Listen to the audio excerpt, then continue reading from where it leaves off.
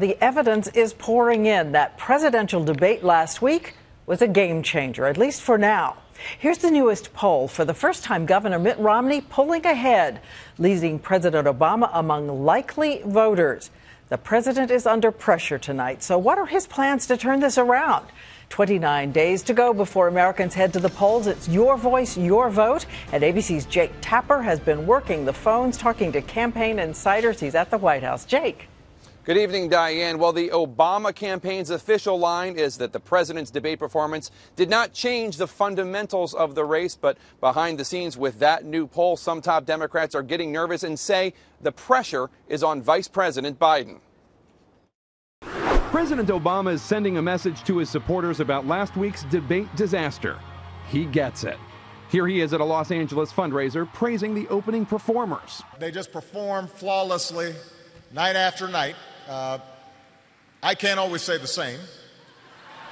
In the last few days, the pundits have been vicious and the comics no kinder, whether the New Yorker's cover or Saturday Night Live. Mr. President, Governor Romney has just said that he killed Osama bin Laden.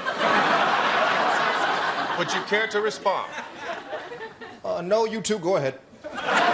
A new Gallup poll shows those who watched the debate believe Romney did the superior job, 72% to Obama's 20%.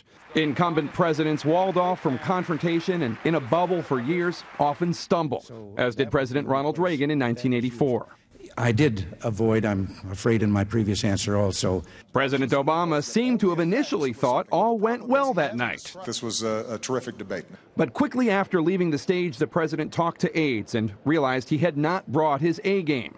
"This is on me," he later told top advisors. And since then, he's been studying the video of that night with the goal of a more energetic and crisp performance.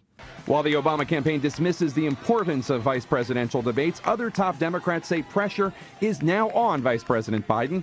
A win by Congressman Paul Ryan could create a dynamic of energized challengers squaring off against tired incumbents. And Diane, Vice President Biden is in debate prep, holed off in a Delaware hotel, reading the book that Ryan co-authored, Young Guns, and practicing some of the attack lines the president did not use. There's more room for vice presidential candidates to use those attack lines because their approval ratings do not matter as much.